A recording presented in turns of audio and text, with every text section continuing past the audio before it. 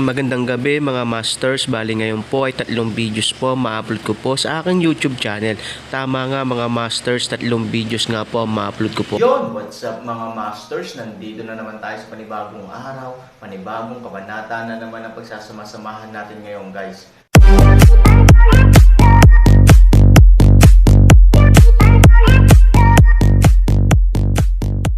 Bali mga masters, kung bago ka pa lang po sa aking YouTube channel, please click the subscribe button, lalong-lalo na po yung notification bell guys, para maging connected pa rin tayo sa isa't isa at maging updated kayo sa mga susunod ko pang video. Bali mga masters, bago natin umpisahan ng kwento ay mag-shoutout po muna tayo para sa mga solid nating tagapakinig. Sobra akong nagpapasalamat sa inyo mga Sec Masters at aking mga Emperor. Maraming salamat sa solid na pagsuporta nyo. Yun na nga mga masters, no? Bali hindi na ito patagalin. In 3, 2, 1, let's go! Mga masters, baka pwedeng hindi tayo mag-skip ng ads. Salamat mga masters. Ang bagong yugto ni Daryl sa Storytelling Channel sa YouTube mapapakinggan. Ang bagong kabanata, at dapat nga talaga na si Miss Ellie na lamang ang hinayaan ko na kunin ang mga alak dito. Nang sa ganun ang ganitong klaseng kahihiyan ay hindi ko sana naranasan sa oras na ito. Subalit ang mga alak kasi ay may kabigatan kung siya ang kukuha dito. At sa pag-uugali ng pinuno ng mga kasambahay na si Miss Beatrice ay talagang mapang-asar. Talagang sobrang nakakahiya ang ganitong sitwasyon. Bulong ni Pinunong General John sa kanyang sarili habang pinagmamasdan si Beatrice na kinukuha ang ilang piraso ng alak sa lamesa. At habang kinukuha ni Beatrice ang ilang piraso ng alak, ang ilang mga kasambahay ay napansin si Beatrice at ang mga ito ay napatigil sa kanilang pagsayaw. At ang isa na si Victoria ay nagsalita at sinabi, "Bea, anong gagawin mo sa mga alak? Bakit ito ay iyong kinukuha? At saan mo ito dadalin? Nais mo na ba itigil na natin ang kasiyahan na ito? Kaya ang mga alak na iyan ay iyong ibabalik na sa silid-imbakan." Sayang naman ang pagkakataon na ito na ibinigay sa atin nila Pinunong General John at ni Sect Master Ambrose. Ang ganitong klaseng pagsasaya ay ngayon na lamang muli natin naranasan simula nang magkaroon ng krisis sa Great East Continent hanggang sa pag-alis natin doon. Kaya dapat ay sulitin na natin ang ganitong pagkakataon na pinaranas sa atin dito sa imperyo ng Westrington at sa kaharian na ating pinagsisilbihan. Ang ganitong klaseng pagkakataon ay hindi naman natin mararanasan araw-araw. At hindi pa tayo sigurado kung mararanasan pa muli natin ang ganitong sitwasyon. Kaya bakit magliligpit ka na? Sabi ni Victoria kay Beatrice. At ang ibang mga kasambahay na sila Fatima, Elodie at Floria ay nagsalita din at sinabi, "Tama si Victoria Bea. Ang ganitong pagkakataon na pinagkaloob sa atin ay dapat natin sulitin. Kaya wag ka na muna magligpit." Hinayaan naman tayo nila Sect Master Ambrose at Pinunong General John na mag-inom at magsaya ngayon.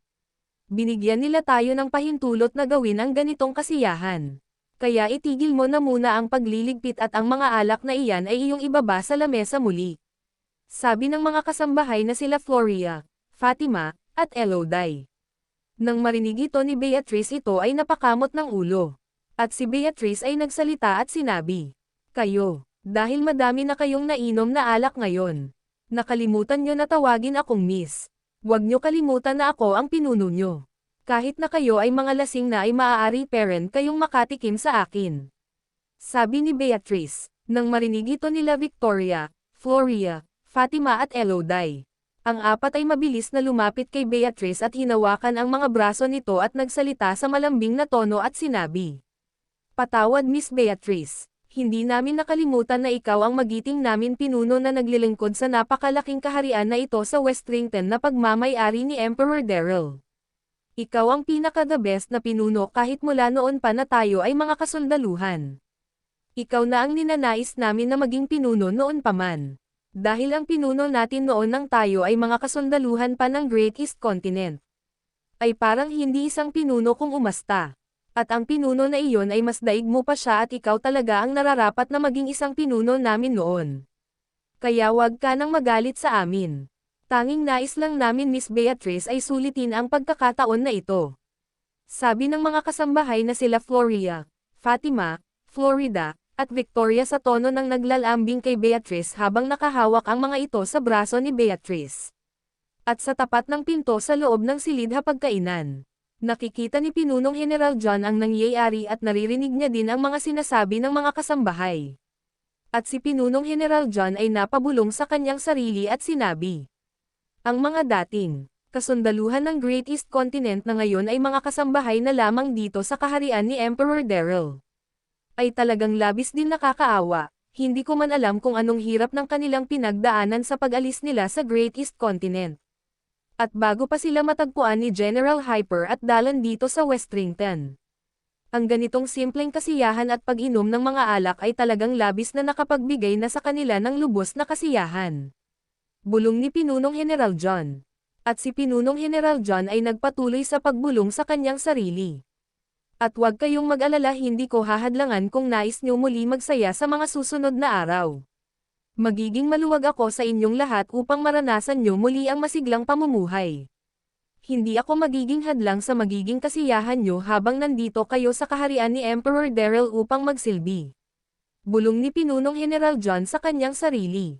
Samantala, nang marinig ito ni Beatrice ang mga sinabi ng mga kasambahay, si Beatrice ay nagsalita at sinabi, oo na hindi na ako galit sa inyong lahat. At nagkakamali kasi kayo ng iniisip.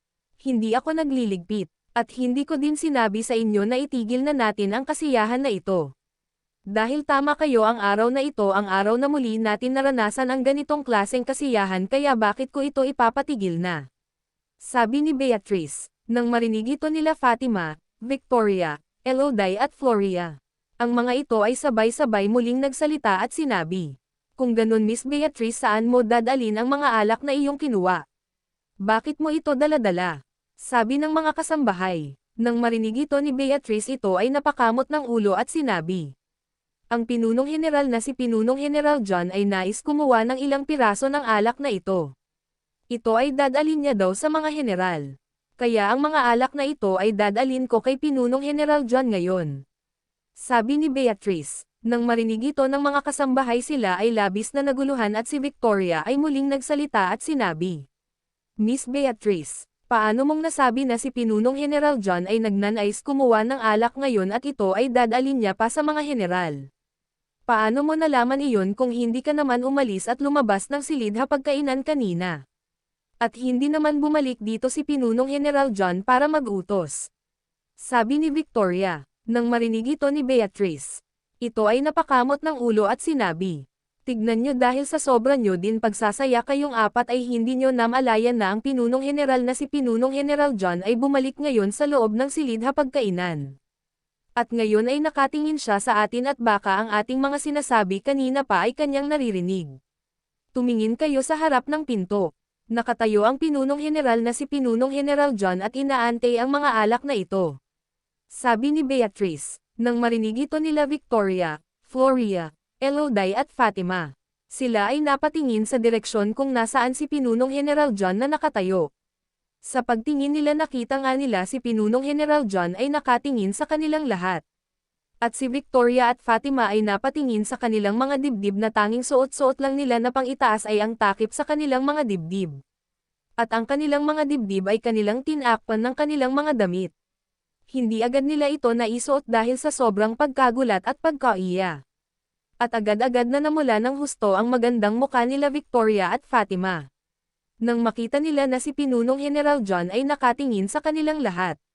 At si Victoria ay napasabi sa mahinang tono at sinabi, kanina pa ba si Pinunong General John na nasa loob? Nakita niya ba kung paano tayo sumasayaw kanina habang ang suot namin mga damit ay mga nakahubad sa amin ni Fatima? Sabi ni Victoria. Nang marinig ito ni Beatrice, ito ay nagsalita at sinabi, oo, nakita niya kung paano tayo sumasayaw kanina. At napansin ko din na labis na nakatingin sa inyo kanina ang Pinunong General John. Sabi ni Beatrice sa mapang-asar na tono, ngunit mahina na tanging sila lang ang nakakarinig.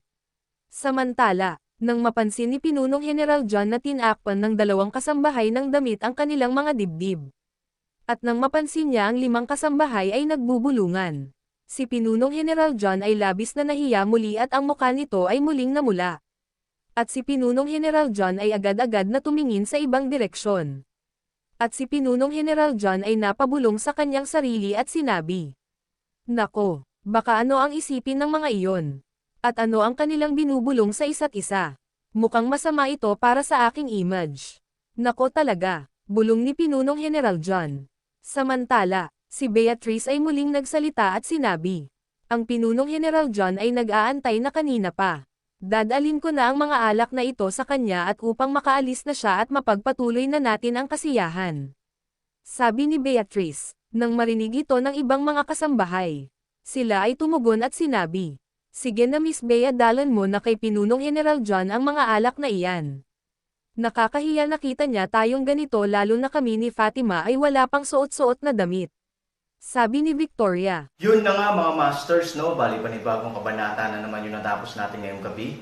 Muli, maraming salamat po talaga sa walang sawang suporta po sa aking YouTube channel na talagang inaabangan niyo po ang bawat upload ko po. Bali mga masters, magkita-kita ulit po tayo bukas ng gabi at ngayon po ay magpapaalam po muna tayo. Bali mga masters, bye-bye!